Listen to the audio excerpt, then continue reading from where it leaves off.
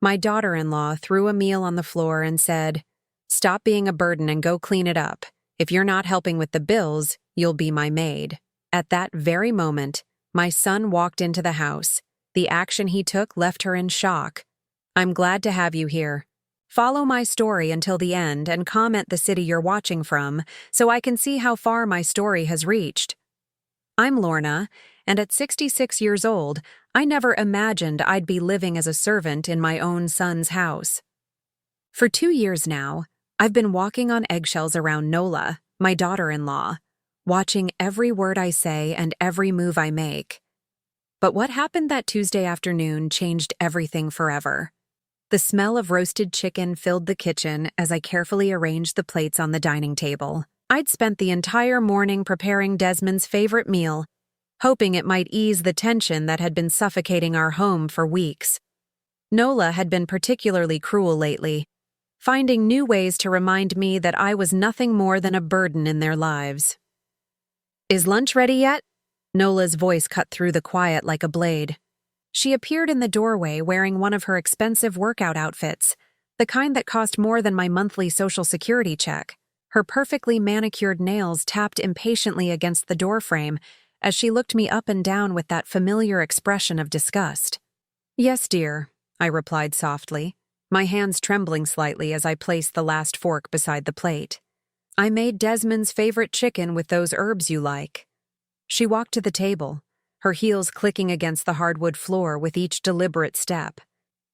I watched as she examined the meal I'd spent hours preparing, her lips pursed in that way that always meant trouble was coming. "This looks terrible," she said flatly, picking up a piece of chicken with her fork and letting it drop back onto the plate with a wet thud. "Look at this grease. Do you want Desmond to have a heart attack?" My stomach nodded. I'd been cooking for over 40 years, raised 3 children on my own after my husband died, and never once had anyone complained about my meals. But living with Nola had taught me that nothing I did would ever be good enough. "I'm sorry," I whispered, reaching for the plate. "I can make something else. Don't touch it." Her voice was ice cold. She stood up abruptly, the chair scraping against the floor. "I'm sick of this, Lorna. Sick of pretending that having you here is some kind of blessing when all you do is create more work for everyone." I felt the familiar sting of tears threatening to fall, but I blinked them back. Crying only made things worse with Nola. It seemed to fuel her cruelty, like she fed off my pain. "I try my best to help around the house," I said quietly, my voice barely audible. "I clean, I cook, I do the laundry. Help?" Nola laughed, but there was no humor in it. "You call this helping? You're nothing but dead weight, Lorna. A burden we can't shake off." She picked up her plate with both hands, and for a moment, I thought she was going to take it to the kitchen. Instead, she held it high above the table and let it crash to the floor. The ceramic shattered into a dozen pieces, sending chicken, vegetables, and gravy splattering across the clean tiles I'd mopped just that morning. I stared at the mess in shock, my heart pounding so hard I could hear it in my ears. In all my years, no one had ever treated me with such deliberate cruelty. Not even during the worst times after my husband's death, when money was tight and the children were hungry, had I felt so utterly worthless. "Clean it up," Nola commanded, crossing her arms over her chest. "And while you're down there scrubbing like the good little servant you are, maybe you'll remember your place in this house." My knees were already aching from the arthritis that had been getting worse each year, but I slowly lowered myself to the floor. The tears I'd been holding back finally spilled over as I began picking up the larger pieces of broken plate. Each shard felt like a piece of my dignity being torn away. "If you're not going to help with the bills," Nola continued, her voice growing louder and more vicious, "then you're going to be my maid. That's the deal, old woman. You want a roof over your head? You earn it on your hands and knees." I couldn't speak. The words were trapped in my throat along with years of swallowed pride and silent suffering. I just kept picking up the pieces, my tears mixing with the gravy on the floor as I tried to salvage what remained of the meal I'd prepared with such hope. That's when I heard the front door open. Heavy footsteps echoed through the hallway, and I knew Desmond was home from work. My heart sank even further. Now he would see me like this, on my hands and knees, crying over spilled food like some broken old woman who couldn't even serve a proper meal. "Nola, Mom, I'm home," his voice called out from the entryway. I heard him set down his briefcase and keys on the hall table, the same routine he'd followed every day for the past 2 years. His footsteps grew closer, and I tried frantically to wipe my eyes with the back of my hand, hoping he wouldn't notice I'd been crying. When Desmond appeared in the dining room doorway, I was still on my knees, surrounded by broken ceramic and scattered food. Nola stood over me with her arms crossed, like a queen surveying her conquered territory. For a moment, nobody moved. Nobody spoke. The silence stretched between us like a wire pulled too tight. I looked up at my son, this man I'd raised from a baby, whom I'd sacrificed everything for, hoping to see some flicker of concern in his eyes. What I saw instead made my blood turn cold. Desmond's face was completely unreadable, his dark eyes moving from the mess on the floor to his wife's triumphant expression, to my tear-stained face. "What happened here?" he asked quietly, his voice carrying a strange edge I'd never heard before. Nola's smile widened, confident in her victory. "Your mother had a little accident with lunch. I was just explaining to her that if she's going to live here, she needs to understand her responsibilities." Desmond stepped further into the room, his gaze fixed on the scene before him. He was still wearing his navy business suit, the one I'd helped him pick out for his promotion last year. His tie was loosened, and there was something in his posture that made the air in the room feel different, charged somehow. "Her responsibilities," he repeated slowly, as if testing the words. "That's right," Nola said, moving closer to him with that same confident stride. "I've been too patient, too understanding, but I'm done pretending that having her here isn't affecting our marriage, our happiness." I stayed frozen on the floor, afraid to move, afraid to breathe. This was the moment I'd been dreading for months. The moment when Desmond would finally choose between his wife and his mother, and I already knew who would win. But then something unexpected happened. Desmond's expression changed. It was subtle at first, just a slight tightening around his eyes, but I'd known that face since the day he was born. I could read every emotion that crossed it, even when he tried to hide them. "You're absolutely right, Nola," he said, his voice deadly calm. "It's time we address this situation once and for all." Nola's smile grew even wider, and she moved to stand beside him, already reaching for his arm in a gesture of united victory. But Desmond didn't look at her. Instead, his eyes met mine, and in that instant, I saw something that made my heart skip a beat. My son wasn't angry with me. He was furious with his wife.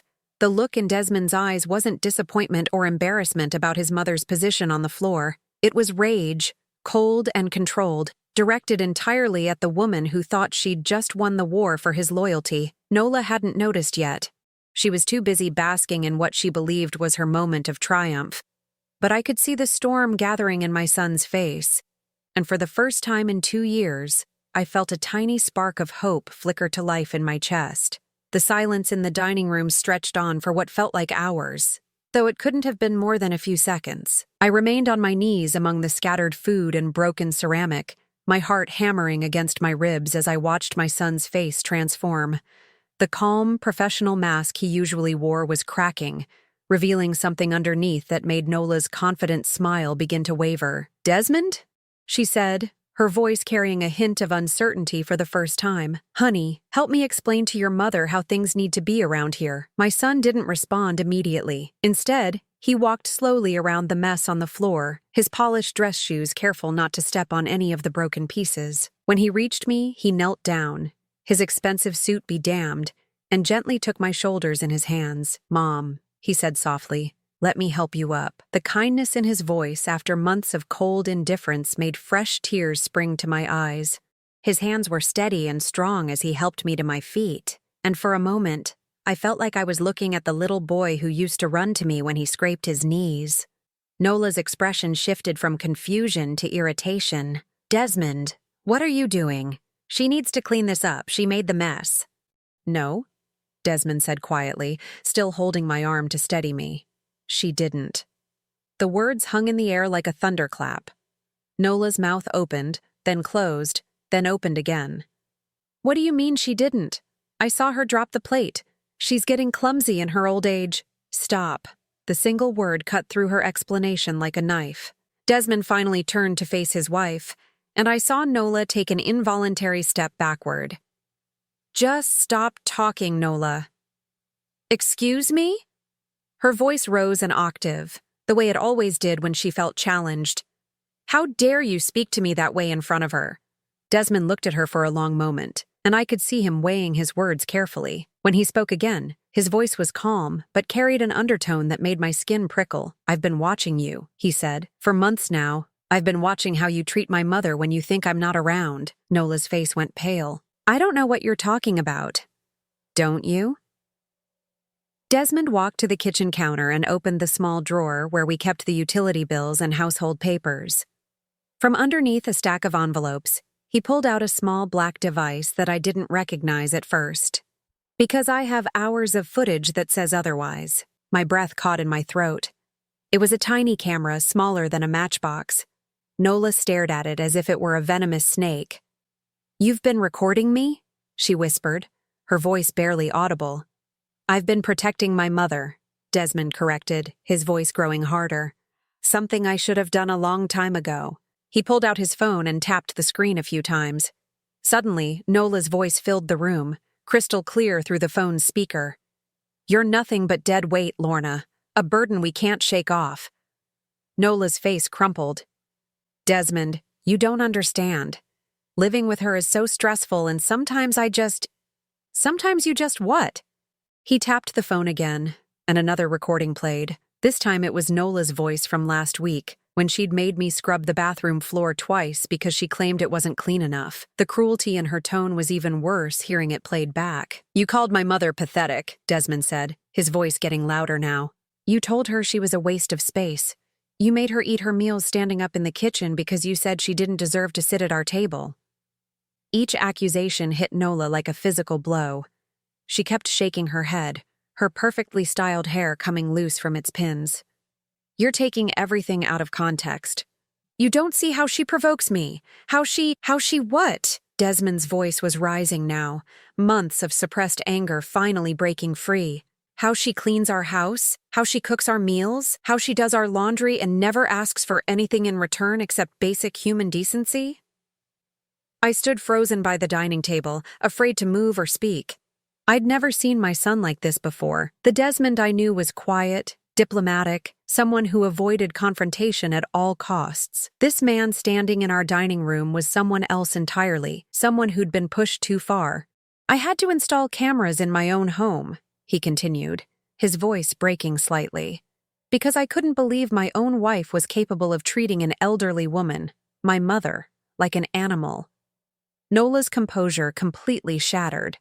How long? She demanded. How long have you been spying on me? 3 months, Desmond said without hesitation. Ever since Mom lost 15 pounds and I noticed she was jumping every time a door slammed. Ever since I came home early one day and heard you screaming at her about how she was ruining your life. My hand flew to my throat. I remembered that day. I'd been so careful to hide the marks where Nola had grabbed my arm, so sure that Desmond hadn't heard anything. You heard that? I whispered. Desmond turned to me, and I saw tears in his eyes for the first time since he was a child. I heard everything, Mom. And I've been collecting evidence ever since because I knew if I confronted her without proof, she'd find a way to turn it around on you. Nola suddenly lunged forward, reaching for the phone. Delete those recordings right now. You have no right. Desmond pulled the phone away, his reflexes quicker than hers. I have every right to protect my mother in her own home. This isn't her home, Nola screamed, all pretense of control finally gone. This is my house, mine and yours. She's just a guest who's overstayed her welcome. The words echoed through the room like gunshots. Even Nola seemed shocked by her own viciousness, covering her mouth with her hand as if she could take them back. Desmond stared at his wife for a long moment, and when he spoke, his voice was so quiet I had to strain to hear him. You're right, Nola.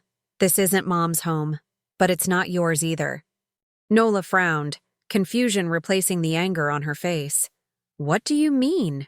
I mean, Desmond said, walking to the kitchen counter and pulling out a folder I'd never seen before, that this house is in my name only. The mortgage, the deed, the insurance, all of it. You never contributed a single dollar to the down payment, and you've never made a single mortgage payment. He opened the folder and spread several official-looking documents across the counter. I've been married to you for 3 years, Nola, and in all that time you've never held a job for longer than 2 months. Every bill in this house, every grocery purchase, every utility payment has come out of my account or my mother's Social Security check. Nola's face went from pale to gray. Those were just temporary setbacks. I was looking for the right opportunity. You were looking for someone to take care of you, Desmond interrupted. And when my mother moved in, you saw her as competition for my attention and resources. So you decided to make her life hell until she left voluntarily. The truth of his words hit me like a physical blow. All this time, I'd thought Nola's cruelty was just personality differences, cultural clashes, the normal friction that comes with multiple generations living under one roof. I'd never considered that it was calculated, deliberate. That's not true, Nola protested, but her voice lacked conviction. Desmond tapped his phone again, and another recording filled the room. This time it was Nola talking to someone on the phone, probably one of her friends. The old bat will get tired of it eventually and move out. Then Desmond and I can finally have our privacy back.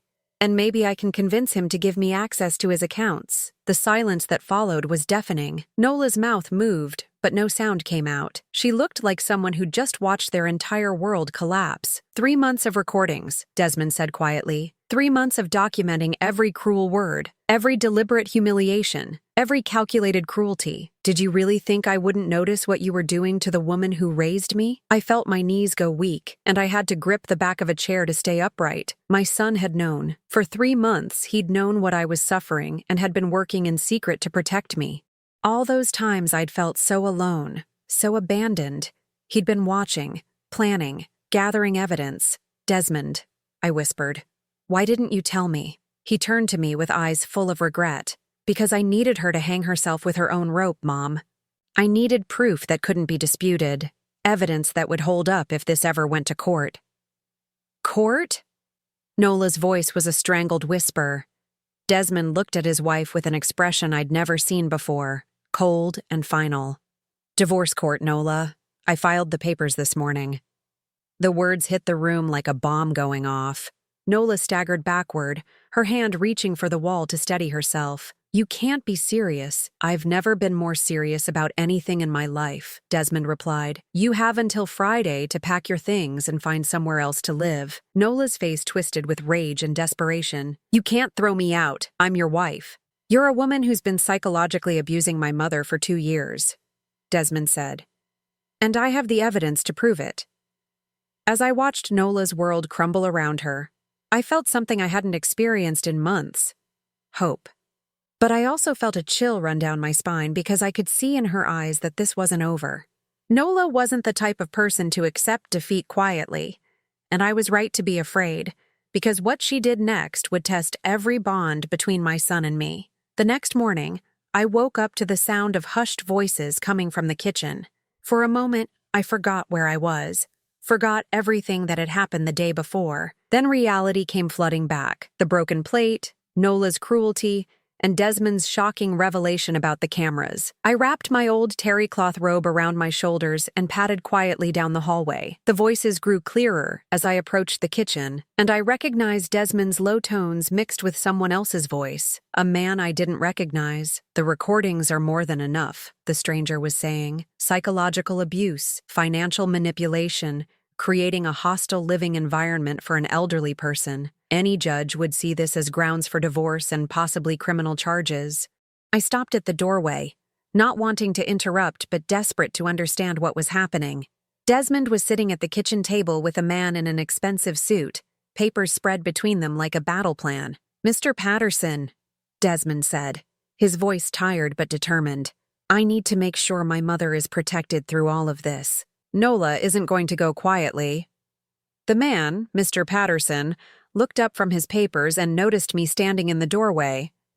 He was younger than I'd expected for a lawyer, maybe in his 40s, with kind eyes behind wire-rimmed glasses. Mrs. Henderson, he said, standing up respectfully. "I'm David Patterson, your son's attorney. Would you like to join us?" Desmond turned in his chair, and I saw relief wash over his face when he saw me. "Mom, please, you need to hear this." I moved slowly into the kitchen, still not quite believing this was real. Yesterday I'd been scrubbing food off the floor like a servant, and now there was a lawyer at my kitchen table discussing my rights. "Where's Nola?" I asked quietly. "Gone," Desmond said. "She left about an hour after you went to bed last night, packed 2 suitcases and drove off without saying a word." I felt a mixture of relief and worry. "Where did she go?" "Her sister's house, probably," Desmond replied. "But that's not what matters right now. What matters is making sure you understand what's been happening behind the scenes." Mr. Patterson gestured to a chair, and I sat down carefully, my arthritis making my joints protest the early morning movement. He slid a manila folder across the table to me. "Mrs. Henderson, your son has been preparing for this moment for quite some time. The evidence he's collected isn't just about divorce proceedings. It's about protecting you from any future retaliation or legal challenges." I opened the folder with trembling hands. Inside were dozens of photographs, transcripts of recordings, and official-looking documents I didn't understand. "I don't follow," I said softly. Desmond leaned forward, his expression serious. "Mom, 3 months ago, I hired a private investigator to look into Nola's background. What we found was disturbing." He pulled out a thick report from the bottom of the stack. "Nola has done this before. Twice." My blood went cold. "What do you mean?" Mr. Patterson took over the explanation. "Your daughter-in-law was previously married to 2 other men, both significantly older, and both with elderly parents living in their homes. In each case, she systematically made life unbearable for the elderly parents until they either moved out or were placed in nursing homes." I stared at the papers, the words blurring together as I tried to process what I was hearing. She planned this? "More than that," Desmond said, his voice heavy with guilt. "In her first marriage, the elderly father died of a stress-induced heart attack 6 months after she moved in. In the second marriage, the mother had a stroke and is now in a care facility that costs the family everything they have." The room started spinning around me. I gripped the edge of the table, fighting off a wave of nausea. "And you think she was trying to kill you?" Desmond's voice broke. "Mom, the stress she was putting you under, the constant anxiety, the way she was isolating you from me. Yes, I think that was exactly what she was trying to do." Mr. Patterson placed a gentle hand on my shoulder. "We can't prove intent to harm, Mrs. Henderson, but we can prove a pattern of behavior that puts elderly people at serious risk." I looked up at my son, this man I'd raised from a baby, and saw the pain in his eyes. "How long have you known?" "I started suspecting something was wrong about 6 months ago," he admitted. "You were losing weight. You seemed afraid all the time. And whenever I tried to talk to you alone, Nola would find an excuse to interrupt. But it wasn't until I hired the investigator that I understood how calculated it all was." He pulled out another document, this one with Nola's photo attached. "She targets men like me, Mom. Men who are financially stable but emotionally vulnerable because they're caring for aging parents. She presents herself as supportive and understanding, then slowly turns the household into a war zone." "But why didn't you tell me?" I whispered, tears starting to flow down my cheeks. "I thought you didn't care anymore. I thought you were choosing her over me." Desmond's face crumpled with guilt. "Because I needed evidence that would hold up in court. If I'd confronted her without proof, she could have turned it around, made you look like the problem. She could have convinced people that you were the one being difficult, that I was an ungrateful son who couldn't handle caring for his mother." Mr. Patterson nodded. "Your son was protecting you the only way he could, Mrs. Henderson. By building an airtight case that would ensure Nola couldn't hurt you or manipulate the situation." I thought about all those months of feeling abandoned, of believing my own son had stopped loving me. The loneliness had been crushing, but now I understood it had been necessary. "The cameras," I said suddenly. "How many were there?" 7, Desmond replied. "Kitchen, dining room, living room, laundry room, and 3 different angles in the hallways. I needed to document everything she was doing when she thought no one was watching." He pulled out his phone and showed me a video I'd never seen before. It was from last month, when Nola had cornered me in the laundry room and screamed at me for 20 minutes because I'd folded her shirts wrong. Watching it back, I could see how calculated her cruelty was, how she positioned herself to block the exit, how she used her height to loom over me intimidatingly. She knew exactly what she was doing, I breathed. Every single time, Desmond confirmed. The investigator found evidence that she'd researched techniques for psychological manipulation of elderly people. She had books about it, Mom. Actual books about how to break down an older person's resistance. The horror of it was overwhelming. I'd thought I was going crazy. Thought maybe I really was becoming the burden Nola said I was. But it had all been deliberately orchestrated to make me feel that way. What happens now? I asked. Mr. Patterson consulted his notes. Well, the divorce will be straightforward given the evidence. Nola won't be entitled to any assets since the marriage was based on fraud and abuse. But more importantly, we're going to file for a restraining order to keep her away from both of you. Do you think she'll try to come back? Desmond and the lawyer exchanged a look that made my stomach clench. Mom, Desmond said carefully, there's something else you need to know. Something we discovered yesterday that changes everything. He pulled out one final document, and I could see his hand shaking as he placed it in front of me. Nola isn't just dangerous because of her pattern of abuse. She's dangerous because she's desperate. I looked down at the paper.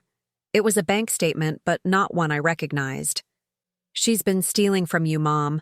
For over a year, she's been taking money from your Social Security direct deposit before it even reaches your account. The numbers on the page swam before my eyes. Thousands of dollars. Money I'd thought was going to help with household expenses. Money I'd willingly contributed thinking it was my fair share. How much? I whispered. $14,000, Mr. Patterson said quietly. She set up a secondary account with your information and has been diverting a portion of your benefits each month. I felt like I was falling through the floor. Not only had she been psychologically torturing me, she'd been stealing from me. A woman living on Social Security, taking what little financial security I had. But here's the thing that really scares me, Desmond continued. According to the investigator, when Nola's previous schemes fell apart, she didn't just disappear quietly. She escalated. What do you mean, escalated? Mr. Patterson opened another file. In her first marriage, after the elderly father died, she tried to convince her husband that his mother had left him money that was rightfully hers. When that didn't work, she started spreading rumors in the community that the son had been abusing his father. In the second marriage, Desmond added, after the mother had her stroke, Nola tried to get power of attorney over the woman's finances. When the family refused, she filed false reports with Adult Protective Services claiming the family was neglecting the mother's medical care. I stared at them both, hardly able to breathe. And you think she'll do something like that to us? I think, Desmond said grimly, that Nola is going to try everything she can to destroy our relationship and take whatever she can get in the process. The question is whether we'll be ready for her when she does. Just then, my phone rang. The caller ID showed a number I didn't recognize, but when I answered, Nola's voice came through the speaker, sweet as honey and twice as poisonous. Lorna, darling, she said, we need to talk. The look of alarm that passed between Desmond and Mr. Patterson told me everything I needed to know. The war wasn't over. It was just beginning.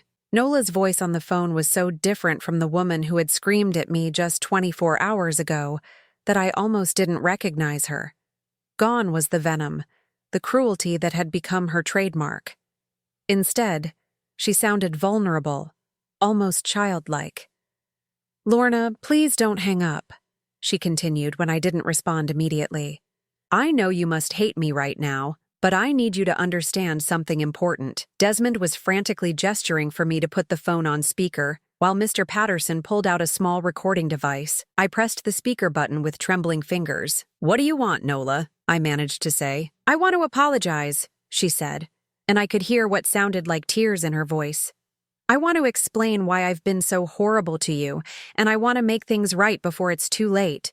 Desmond's eyes were wide with alarm. He grabbed a notepad and quickly scribbled, "Don't believe her. This is part of her pattern."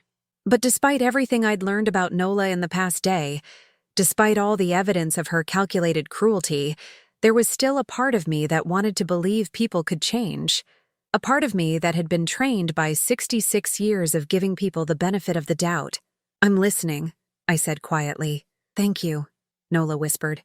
"Lorna, I need you to know that everything I did came from a place of fear. I was so afraid that Desmond would choose you over me, that I would lose the only good thing that ever happened to me." She paused, and I could hear her take a shuddering breath. "I've never had a real family before. My parents were drug addicts who abandoned me when I was 12. I've been on my own my whole life, never learning how to share love, never understanding that families don't have to be competitions." Mr. Patterson was shaking his head vigorously, but I found myself softening despite everything. Could someone really fake this level of vulnerability? "When Desmond brought me into your lives," Nola continued, "I saw how close you two were. And instead of feeling grateful to be part of something beautiful, I felt threatened. I thought if I could drive a wedge between you, if I could make you leave, then Desmond would need me more." "Nola," I said softly, "what you did to me was more than just being afraid. You were deliberately cruel." "I know," she sobbed. "I know, and I hate myself for it. But Lorna, there's something else, something I haven't told anyone, not even Desmond." Desmond leaned forward, his expression intense. Mr. Patterson had his pen ready, taking notes on everything she said. "What is it?" I asked. "I'm pregnant." The words hit the kitchen like a physical blow. Desmond went completely white, his mouth falling open in shock. Mr. Patterson's pen stopped moving. I felt my heart skip several beats. "How far along?" I whispered. 3 months, Nola said. "I found out the day after you moved in with us, and I panicked. I was so afraid that Desmond would choose his mother and his grandchild over me, that he would push me aside once the baby came. I looked at my son, saw the conflict raging across his face. A grandchild. The possibility of being a grandmother had always seemed remote, especially after Desmond's first marriage ended in divorce with no children. "Does Desmond know?" I asked. "He knows now," Nola said. "I told him this morning, right before I called you. I couldn't keep lying anymore."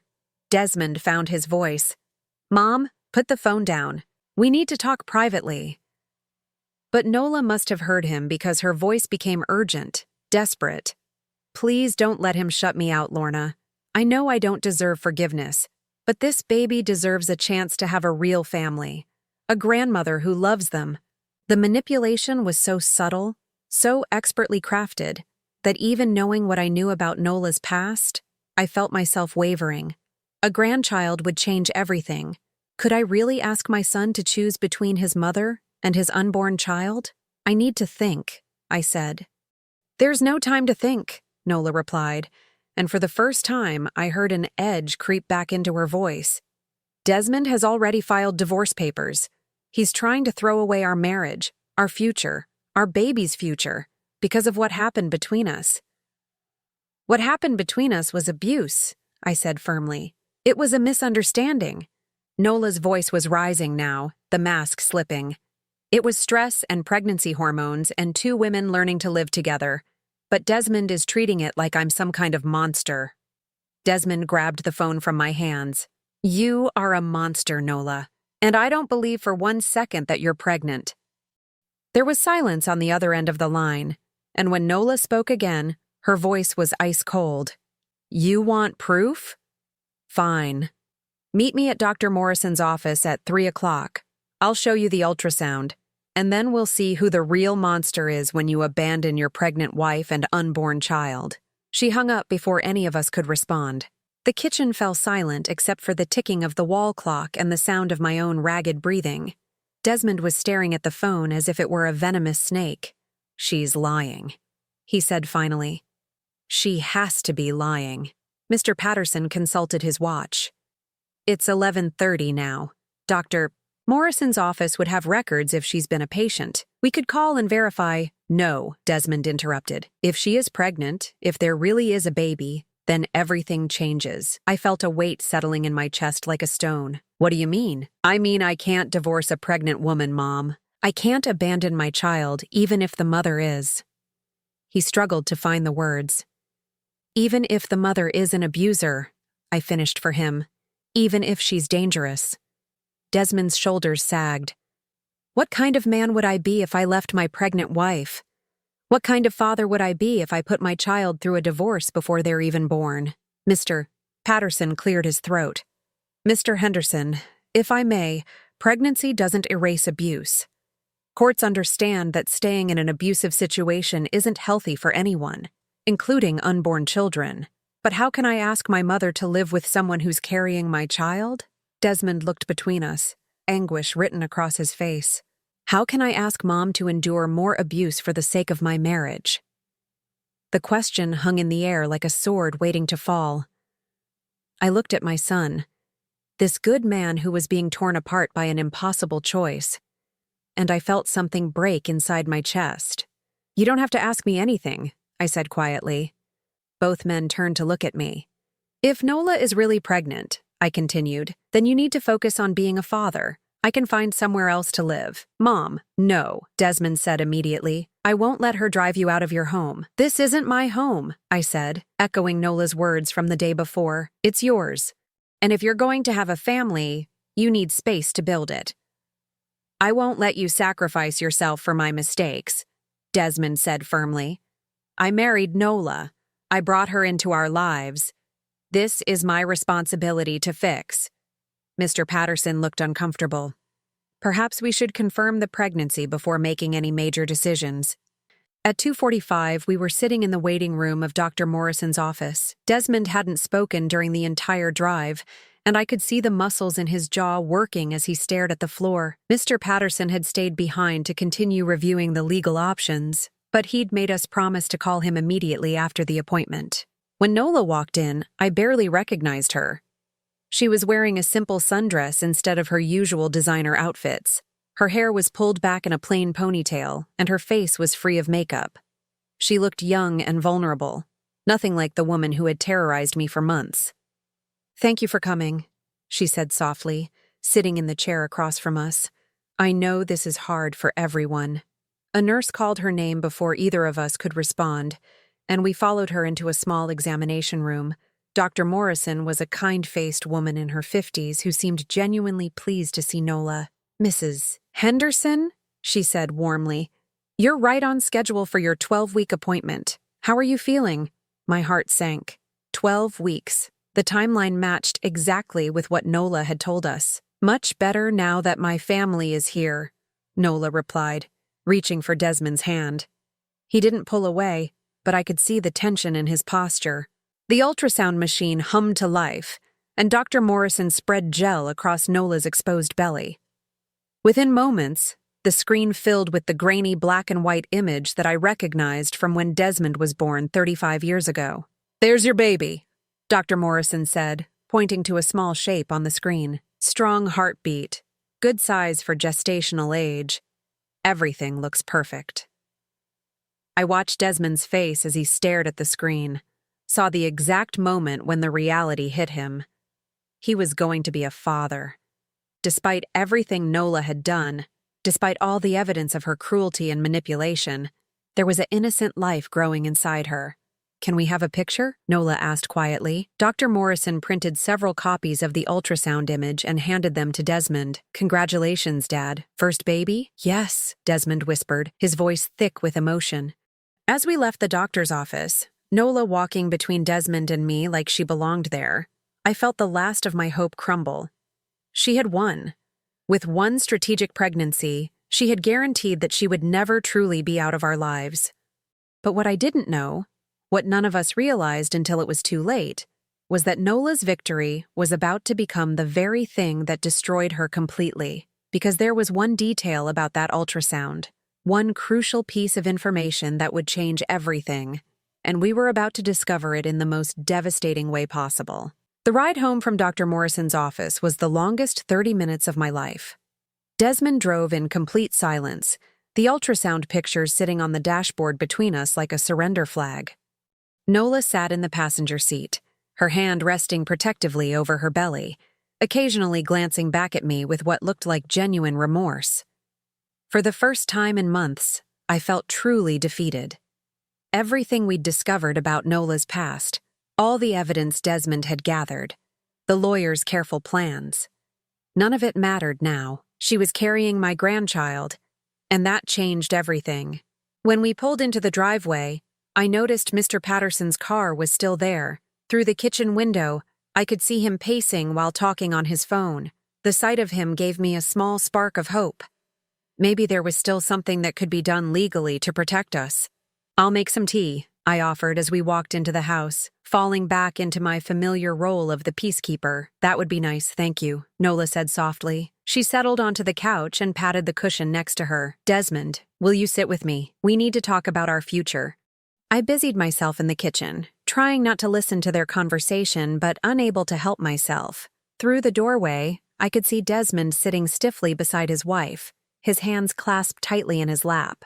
"I know you don't trust me anymore," Nola was saying, "and I understand why, but this baby changes things, doesn't it? We have to find a way to make this work." "Making it work doesn't mean going back to how things were," Desmond replied carefully. "What you did to my mother was unacceptable, pregnant or not." "I know," Nola agreed quickly, "and I want to make amends. I want to show both of you that I can be better." Mr. Patterson emerged from the dining room, his expression troubled. He nodded at me as I carried the tea tray into the living room, then cleared his throat to get everyone's attention. "I'm sorry to interrupt," he said, "but I just got off the phone with our investigator and there's something you all need to know." Nola's face went pale. "What kind of something?" Mr. Patterson pulled out his tablet and set it on the coffee table. "We've been tracking Nola's movements and communications since yesterday, as part of building our case. What we discovered this morning raises some serious questions about the timing of this pregnancy." My hands began to shake as I poured the tea. Something in the lawyer's tone suggested we were about to learn something terrible. "What do you mean?" Desmond asked. Mr. Patterson swiped his tablet screen, bringing up what looked like a series of photographs. "These were taken 3 days ago at the Riverside Women's Clinic, about 40 miles from here." The first photo showed Nola walking into a medical building. The timestamp showed it was taken 2 days before our confrontation in the dining room. "I don't understand," I said quietly. "The Riverside Women's Clinic specializes in fertility treatments," Mr. Patterson explained, "but they also provide other services that include pregnancy termination procedures." The room went deadly quiet. Nola's face had gone from pale to gray, and I could see her hands beginning to tremble. "You're suggesting what, exactly?" Desmond's voice was dangerously low. Mr. Patterson swiped to the next photo. This one showed Nola leaving the same building, but the timestamp was different. It was from yesterday morning, just hours before she'd called me claiming to be pregnant. "I'm suggesting," Mr. Patterson said carefully, "that we need to verify the authenticity of that ultrasound." Nola shot to her feet so quickly she knocked over her teacup, sending hot liquid spilling across the coffee table. "How dare you? How dare you spy on me and then question my pregnancy?" "Sit down, Nola," Desmond said quietly, but there was steel in his voice. "I will not sit down and listen to these accusations. I'm carrying your child, and this man is trying to destroy our family with lies and conspiracy theories." Mr. Patterson remained calm. "Mrs. Henderson, if you're truly pregnant, then a simple blood test will confirm it. Dr. Morrison could run one this afternoon." "I already proved I'm pregnant." Nola gestured frantically toward the ultrasound pictures. "You saw the baby. You heard the heartbeat. We saw an ultrasound image," Mr. Patterson corrected. "But ultrasound images can be manipulated, especially with modern technology. What we need is verification that this particular ultrasound actually came from your body." I felt the room starting to spin around me. "Are you saying she faked the ultrasound?" "I'm saying it's a possibility we need to rule out," Mr. Patterson replied, "especially given what our investigator discovered about the clinic visits." Desmond stood up slowly, and I could see the terrible realization dawning in his eyes. "The first visit to the clinic was 3 days ago. That's exactly when you started acting different, Nola. When you suddenly became apologetic and started talking about wanting to make things right." "That's a coincidence," Nola protested, but her voice was rising to that familiar pitch that signaled panic. "And the second visit was yesterday morning," Desmond continued, his voice getting stronger. "Just before you called Mom with your sob story about being pregnant and afraid." "You're both crazy!" Nola spun around to face me, desperation clear in her eyes. "Lorna, you can't believe this nonsense. You saw the ultrasound yourself. But I was remembering something that had bothered me in the doctor's office, something I hadn't been able to put my finger at the time. "Dr. Morrison called you Mrs. Henderson," I said slowly. Nola blinked. "So? But you never legally changed your name when you married Desmond." "I remember because it caused problems with the insurance paperwork." The color drained completely from Nola's face. "You used my name to establish a patient relationship with Dr. Morrison," Desmond said, the pieces falling into place. "You pretended to be pregnant under a false identity." Mr. Patterson was already on his phone. "Dr. Morrison, this is David Patterson, attorney for Desmond Henderson. I need to speak with you about a patient using the name Mrs. Henderson." "Yes. I'll hold." "Stop," Nola whispered. "Please, just stop." But Mr. Patterson was already speaking to the doctor. "Yes, I understand patient confidentiality, but we have reason to believe someone has been using a false identity. Yes, the ultrasound from this afternoon." I watched Nola's face crumble as Mr. Patterson listened to whatever Dr. Morrison was telling him. When he hung up, the silence in the room was suffocating. Dr. Morrison confirmed that the ultrasound images we saw today were not from a current patient named Mrs. Henderson, he said quietly. They were archive images from a patient who gave birth 6 months ago, someone who had given permission for her ultrasounds to be used for educational purposes. The truth hit me like a physical blow. She stole someone else's ultrasound pictures. The real Mrs. Henderson, the woman whose images those actually were, had a healthy baby girl in February, Mr. Patterson continued. Nola somehow gained access to archived medical files and used them to create a false pregnancy. Desmond was staring at his wife as if he'd never seen her before. "You're not pregnant." "I was trying to save our marriage," Nola burst out, all pretense finally abandoned. "I was trying to give us a chance to be a real family. By lying about a baby?" I couldn't keep the horror out of my voice. "By giving you something more important to focus on than your precious relationship with him." Nola pointed an accusatory finger at me. "I knew if there was a grandchild involved, you'd both do anything to make the marriage work, including forcing me to live with my abuser," I said quietly. "You're not abused," Nola screamed. "You're spoiled. You're a selfish old woman who can't stand to see her son happy with someone else." The mask was completely off now. This was the real Nola, the woman who had tormented me for months, the woman who had calculated every cruelty to drive me away from my own son. "Get out," Desmond said, his voice barely above a whisper. "What?" "Get out of my house, right now, before I call the police and have you arrested for fraud, theft, and elder abuse." Nola looked around the room desperately, searching for someone to take her side, but there was no one left. She had played her final card and lost everything. "You'll regret this," she said, her voice turning venomous again. "Both of you will regret choosing her over me." "The only thing I regret," Desmond replied, "is not protecting my mother from you sooner." As Nola gathered her things and stormed out of the house, slamming the door so hard the windows rattled, I felt something I hadn't experienced in months. Relief so profound it made my knees weak. But there was something else, too. Something deeper than relief. For the first time in my life, I had witnessed my son choose me unconditionally, not out of duty or obligation, but out of love and respect. The nightmare was finally over. But the real healing was just beginning. 6 months later, I was standing in the kitchen of what had truly become my home, watching the morning sun stream through the windows as I prepared breakfast for 2. The house felt different now, lighter somehow, as if Nola's departure had lifted a darkness that had been suffocating us all. The divorce had been finalized 3 months ago. Mr. Patterson had been right about the evidence being overwhelming. When faced with criminal charges for fraud, identity theft, and elder abuse, Nola had agreed to a quick, quiet dissolution of the marriage with no contest. She'd even returned most of the money she'd stolen from my Social Security, though Mr. Patterson suspected she'd hidden more than she admitted to. The restraining order was still in effect, and as far as we knew, Nola had moved to another state. There had been no phone calls, no surprise visits, no attempts at manipulation. It was as if she had simply vanished from our lives, leaving behind only the memories and the hard-won wisdom of having survived her psychological warfare. Mom, you don't have to cook breakfast every morning, Desmond said as he entered the kitchen, already dressed for work in one of his navy suits. I can grab something on the way to the office. I want to, I replied, plating his eggs and bacon. Besides, it's nice having someone to cook for who actually appreciates it. He sat down at the kitchen table, the same table where Nola had thrown that plate 6 months ago, and took a bite of his breakfast. This is perfect, thank you.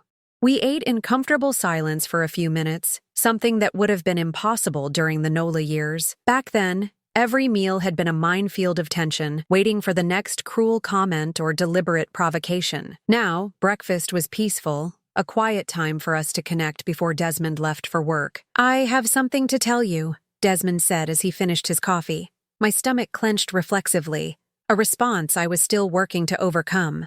Months of living with Nola had trained me to expect bad news, and I was slowly relearning that conversations with my son didn't have to be filled with dread. What is it?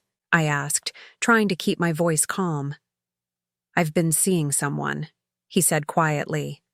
Her name is Sarah, and she's a teacher at the elementary school near my office. We've been dating for about a month now. Relief flooded through me, followed immediately by happiness. Desmond deserved to find love again, real love with someone who would treat him and our family with respect. Tell me about her, I said, settling back into my chair with my own cup of coffee. A smile spread across my son's face, the first genuine smile I'd seen from him in years. She's wonderful, Mom. Kind, funny, patient with kids. She's been teaching 3rd grade for 15 years, and she volunteers at the animal shelter on weekends. She sounds lovely. When do I get to meet her? Desmond hesitated, and I could see a flicker of the old anxiety cross his features. Are you sure you're ready for that? I don't want to rush things, especially after Nola, I finished for him. Desmond, what happened with her doesn't mean I'm afraid of you finding happiness again. It means I'm better at recognizing the difference between someone who's good for you and someone who's using you. He reached across the table and covered my hand with his. I'm so sorry, Mom, for everything. For not seeing what she was doing sooner, for not protecting you better, for making you feel like I'd chosen her over you. You did protect me, I said firmly, maybe not in the way either of us would have preferred, but you found a way to gather the evidence we needed to get rid of her permanently. You saved us both. I should have trusted my instincts from the beginning. I knew something was wrong when you started losing weight and seemed afraid all the time. I should have confronted her immediately instead of playing detective. I squeezed his hand. If you'd confronted her without evidence, she would have found a way to turn it around on us. She was that manipulative. The way you handled it ensured that she couldn't wiggle out of the consequences. Still, Desmond said, I hate that you suffered for so long while I was building my case. The suffering is over now, I replied. And maybe it had to happen the way it did so we could both learn how strong we really are. It was true. The past 6 months hadn't just been about healing from Nola's abuse. They'd been about rediscovering who we were as mother and son, rebuilding a relationship that had been damaged long before Nola came into our lives. Speaking of Sarah, Desmond said, changing the subject with obvious effort, I was hoping you might join us for dinner this weekend. Nothing fancy, just the 3 of us here at home. I'd love that, I said, meaning it completely. After Desmond left for work, I walked through the house, taking inventory of how much had changed. The dining room where Nola had humiliated me was now a bright, welcoming space where Desmond and I played cards in the evenings. The living room where she'd spent hours on the phone bad-mouthing me to her friends was now filled with books and plants and the comfortable quiet of a real home. I'd made changes too. With Nola's cruelty no longer sapping my energy and confidence, I'd started taking better care of myself. I'd gained back the weight I'd lost, started doing the gentle yoga videos I'd always wanted to try, and even joined a book club at the local library. For the first time in years, I had friends again, women my own age who appreciated my company and treated me with respect. The phone rang, and I smiled when I saw the caller ID. It was Margaret, one of my book club friends. Lorna, dear, she said in her warm voice. I hope you don't mind me calling so early, but I wanted to make sure you were still planning to come to the meeting this afternoon. We're discussing that mystery novel you recommended. I wouldn't miss it, I replied. Should I bring snacks? Only if you want to, but we all love those cookies you made last time. After we hung up, I realized I was humming as I started gathering ingredients for Margaret's favorite chocolate chip cookies. When was the last time I'd hummed while doing housework? When was the last time I'd felt genuinely excited about spending time with friends? The answer came to me immediately. Not since before Nola. She had systematically isolated me from everyone and everything that brought me joy, convincing me that I was too much of a burden to deserve friendship or happiness. As I measured flour and sugar, I thought about the woman I'd been during those dark months, frightened, isolated, convinced that I was worthless. It seemed impossible that I'd ever felt that way about myself, but I knew it was important to remember, not to dwell on the pain, but to appreciate how far I'd come. The afternoon book club meeting was exactly what I needed. 8 women ranging in age from 55 to 78, all intelligent and opinionated, and unafraid to debate the finer points of plot and character development. Margaret had been right about the cookies. They disappeared within minutes of my arrival. "Lorna," said Helen, a retired nurse who'd become one of my closest friends, "you look wonderful today. There's something different about you." "I feel different," I admitted. "Stronger, I guess. More like myself than I've been in a long time. It shows," Helen replied. "You know, when you first joined our group, you seemed so tentative, like you were afraid to take up space. Now you jump right into our discussions with both feet." After the meeting, as I drove home through the familiar streets of my neighborhood, I realized Helen was right. I had been afraid to take up space, afraid to have opinions, afraid to exist fully in my own life. Nola had trained me to make myself small, to apologize for my very existence. But that woman was gone now. In her place was someone I was still getting to know, a woman who had opinions about books and politics, who could bake cookies that made people smile, who deserved respect and kindness and love. When I pulled into the driveway, I saw Desmond's car was already there. He was home early, which usually meant good news of some kind. "Mom," he called as I came through the front door. "Could you come into the living room for a minute?" I found him sitting on the couch next to a woman I'd never seen before. She was in her early 40s, with warm brown eyes and graying hair pulled back in a simple ponytail. She stood up when I entered the room, extending her hand with a genuine smile. "You must be Lorna," she said. "I'm Sarah. Desmond has told me so much about you." As I shook her hand, I found myself studying her face, looking for any signs of the false sweetness or calculating coldness I'd learned to recognize in Nola. But Sarah's smile reached her eyes, and there was nothing performative about her warmth. "He's told me about you too," I replied. "All good things." "I hope you don't mind me dropping by unexpectedly," Sarah said. "I was in the neighborhood and Desmond invited me to stay for dinner. But if this is too much too soon, I completely understand." I looked at my son, saw the hope and nervousness in his expression, and felt my heart expand with love for this man who was finally learning to trust his own judgment about people. "Too soon?" I said, walking toward the kitchen. "Nonsense. I was just about to start cooking, and I always make too much food anyway. Sarah, do you like pot roast?" As the 3 of us worked together to prepare dinner, Sarah chopping vegetables while Desmond set the table and I seasoned the meat, I felt something I hadn't experienced in years.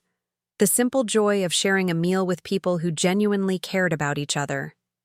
During dinner, Sarah told us about her students, her volunteer work at the animal shelter, and her passion for gardening. She asked thoughtful questions about my book club and listened intently to my answers. When Desmond mentioned that I'd been the one to teach him to cook, she asked if I'd be willing to share some recipes. "I'd love to," I said, meaning it completely, though I should warn you, I don't measure anything. I just cook by feel. "Those are the best kind of recipes," Sarah laughed. "My grandmother was the same way. I still have her recipe box, but half the cards just say things like, 'add flour until it feels right.'" As the evening progressed, I watched the way Sarah interacted with both Desmond and me. She didn't try to monopolize his attention or subtly exclude me from conversations. She didn't make cutting remarks disguised as jokes or try to establish dominance through small cruelties. She was simply herself, warm, genuine, and kind. "Lorna," she said as we cleared the dinner dishes, "I hope this isn't too forward, but Desmond mentioned that you're interested in gardening. I've been working on a vegetable garden in my backyard, and I could really use some advice from someone with more experience." "I'd be happy to help," I replied. Though I'm probably rustier than you think. I haven't had a garden in years. Well, maybe we could learn together, Sarah suggested. I have more enthusiasm than knowledge. After Sarah left, Desmond and I sat in the living room, both of us processing the evening. She's wonderful, I said simply. You really think so? Desmond asked, and I could hear the vulnerability in his voice. I think she's exactly what you deserve, I replied. Someone who sees your worth and treats you with respect. Someone who doesn't see me as competition but as part of the package that comes with loving you. Desmond smiled, the worry lines around his eyes softening. She wants to meet you properly, maybe take you to lunch next week if you're interested. I'm very interested, I said. It's been a long time since I had a reason to look forward to the future. That night, as I lay in my comfortable bed in my safe home, I thought about the journey that had brought me to this moment. The pain of Nola's abuse had been real and devastating, but it had also taught me things about myself that I might never have learned otherwise. I'd learned that I was stronger than I'd ever imagined. Strong enough to survive months of psychological warfare. Strong enough to help my son see the truth about his marriage. Strong enough to rebuild my life at 66 years old. I'd learned that family wasn't just about blood relationships, but about people who chose to love and support each other. My book club friends, Sarah, even Mr. Patterson. They were all part of my family now in ways that mattered. Most importantly, I'd learned that it was never too late to start over. Never too late to insist on being treated with dignity and respect. Never too late to find joy and purpose and love. As I drifted off to sleep, I smiled thinking about the weekend ahead. Dinner with Desmond and Sarah, lunch with my book club friends, maybe a trip to the garden center to pick out plants for the vegetable garden Sarah and I would create together. For the first time in years, I was excited about tomorrow, and that, I realized, was the greatest victory of all. Now I'm curious about you who listened to my story. What would you do if you were in my place? Have you ever been through something similar? Comment below, and meanwhile, I'm leaving on the final screen 2 other stories that are channel favorites, and they will definitely surprise you. Thank you for watching until here.